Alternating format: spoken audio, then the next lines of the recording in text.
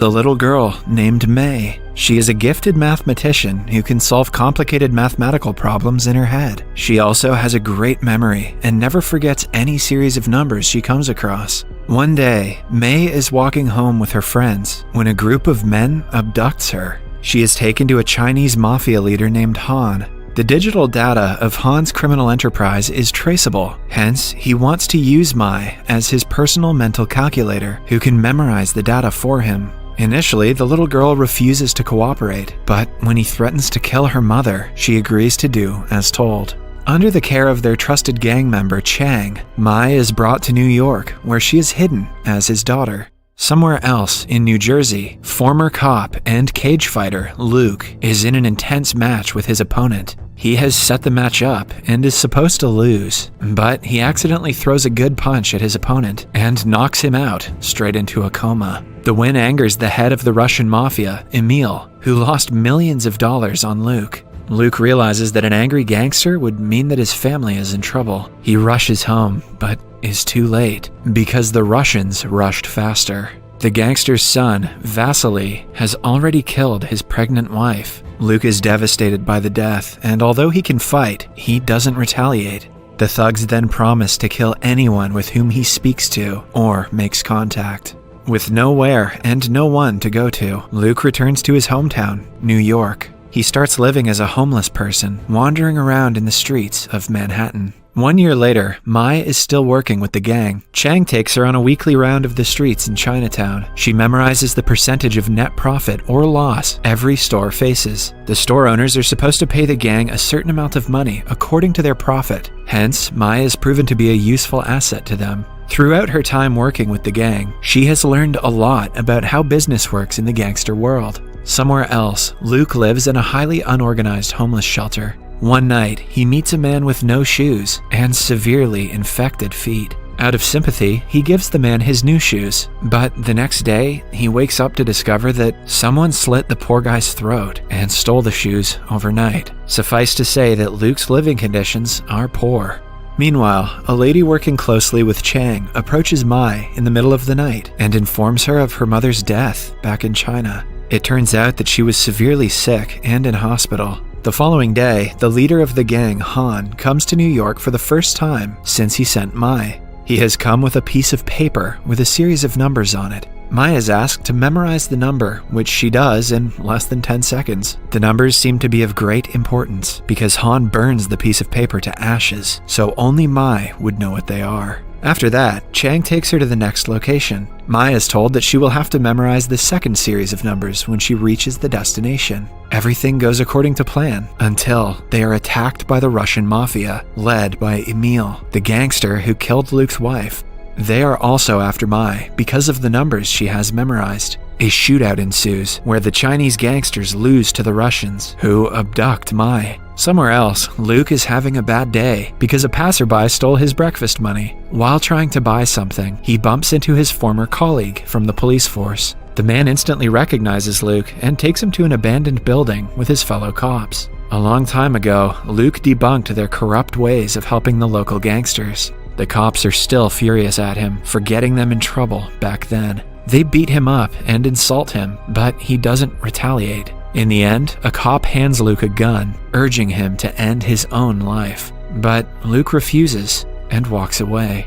At the same time, Mai is taken to the Russian gang leader Emil, who asks her about the numbers. She soon finds out that the lady who told her about her mother was helping Emil the entire time. The lady also asks Mai to tell them the code, but in turn, Mai claims that the woman is going to die because she doesn't know how business works. Right afterwards, the men shoot her dead since she is of no use to them anymore. Mai knows she will suffer the same fate if she tells them the number, hence, she keeps quiet.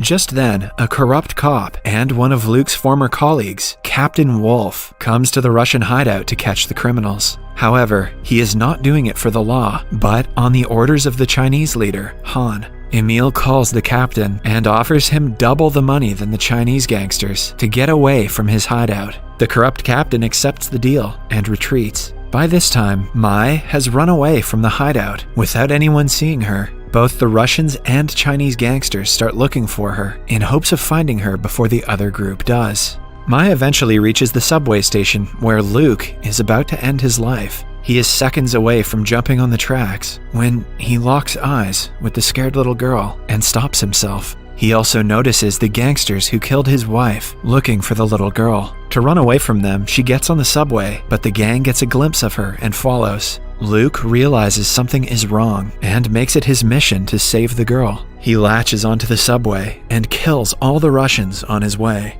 One of them recognizes Luke as the guy they beat up a year ago. He is surprised as to how someone so submissive can defeat all their people in minutes. In the end, he is also killed, and Luke finally meets Mai. But as soon as the subway stops, she runs away with the crowd, mistaking Luke for one of the bad guys. On his way to look for her, Luke overhears a red alert code being relayed to all the cops. He registers that the girl is also wanted by the corrupt policemen, who will definitely hand her to the mafia. A few minutes in, 2 cops who beat up Luke earlier find the girl and try to take her away. Luke arrives at the right time and knocks them out in an instant, proving that he was staying quiet only because he wanted to.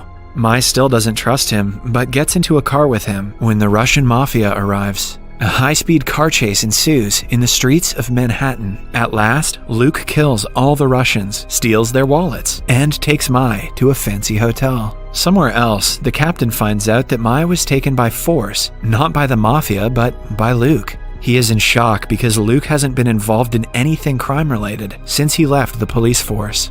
Meanwhile, after checking into the hotel, Mai starts to trust Luke and tells him about the numbers she memorized. Upon checking the format of the numbers, he figures out that it is the combination of a safe. Mai says she was supposed to memorize a second sequence before the Russians attacked, which means there are 2 safes with something valuable in them, probably being traded by the Chinese mafia. Just then, Chang finds out Mai's location using a tracking device in her phone. He and his henchmen arrive at the hotel and start a shootout. Chaos ensues as people start to run for their lives. Eventually, Luke gets into a fistfight with the gangsters, which causes him and Mai to separate. Chang gets his hands on her while Luke escapes before he is killed. He knows that he cannot leave Mai alone and is ready to do anything to get her back safe. So he calls the Russian leader Emil's son, Vasily, from a phone he stole earlier. Vasily is also the guy who killed Luke's wife a year ago. Luke pretends to be their gang member and claims that he has the number that everyone is looking for. Vasily believes him and calls him to a casino to deliver the said number.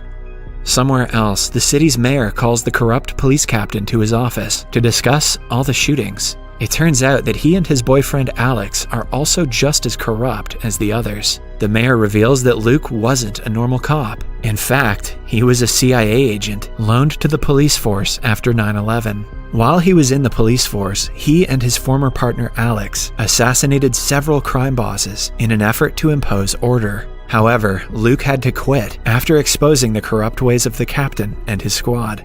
Alex stayed and seduced the mayor to get where he is now. The captain finally realizes that the guy he thought was a loser is actually the most dangerous enemy he has ever had. Currently, Luke's former partner Alex is the mayor's boyfriend, who has gone corrupt like him. When the mayor is informed about Mai and Luke being together, he gets nervous. It is almost as if he knows something about the safe and the combination on it. In the meantime, Mai is brought back to the leader Han, who inquires if she told the combination to anyone. She lies and insists that she pretended to not understand English. Chang calls Alex and tells him that they have the girl, so they can continue the meeting. It is then revealed that the people the Chinese mafia was trying to do business with are the mayor and his boyfriend, Alex. They are trading the unknown contents of their respective safes, kind of like selling unopened boxes of Pokemon cards. Next, Luke arrives at the casino where he finds the Russian gangsters. He ambushes all of Vasily's henchmen and takes them hostage, planning to use them to threaten the Russian leader, Emil. He calls Emil and asks him about the contents of the safe in exchange for his son's life. Emil discloses that the safe with the Chinese gangsters has $30 million in it, while the safe with the mayor has something that is worth the aforementioned money. The parties were about to trade using the little girl, but the Russians stepped in and destroyed the plan. However, now that the Chinese have Mai, the plan is back on track. Chang goes to meet Alex and exchange the codes. Now, the only way for Luke to save the girl is by getting the $30 million from the Chinese mafia before the trade takes place. But he cannot do it on his own because the safe is hidden deep in Chinatown and protected by the most dangerous of the Chinese gangsters. So, he asks for help from his former cop colleagues. They agree to help, but only because of the money. The group then walks into the hideout and starts a shootout. On the way, several gangsters and cops die. But not Jason Statham, because he still has to fistfight some more people. When they finally reach the locker, Luke betrays the cops and shoots them dead, except the captain, who he holds hostage alongside Vasily. He also takes the money from the safe and makes his way to the mayor's office. On his way, he calls Alex and asks him what is in the second safe. Because Luke has the money, Alex is bound to do everything he asks. He reveals the second safe belongs to the mayor, containing a disc with data on every crime syndicate in New York. The mayor wanted to sell it to the Chinese, take the $30 million, and let the gangs deal with what they had to. Alex was about to hold the deal with Chang, but since the money has already been stolen, he tries to return to meet Luke instead. But Luke orders him to bring Mai along because she is an important asset. Alex follows the orders, kills Chang and his henchmen, and drives to meet Luke along with the girl. In the following scene, Luke breaks into the mayor's office and asks him for the contents of the second safe. Although the mayor is reluctant, he has no choice but to hand Luke a disc with the data. Luke knocks him out and returns to meet Alex like promised. With both the money and the information, he is the most powerful one in the game, but Alex has something more special: Mai. When the two finally meet to exchange Mai for the money, Luke refuses to cooperate, instead suggesting that they settle it with a fight. Alex gets ready but is shot in the leg by Mai. Taking the opportunity, Luke kills him with ease. He and Mai are finally free with the money and the disc that they can use for protection. For Mai's safety, Luke lets the captain free with $50,000 as compensation for his troubles. He also lets Vasily go so the Russians wouldn't come after them. Then there is the Chinese mafia leader, Han, who got his money and Mai stolen from him. Luke sends him all of the remaining money so he wouldn't try to look for Mai anymore. At last, he hides several copies of the disc throughout the city. In case someone tries to harm them, they can use the drive as a way to blackmail some powerful people. In the last scene, Mai and Luke drive to Seattle.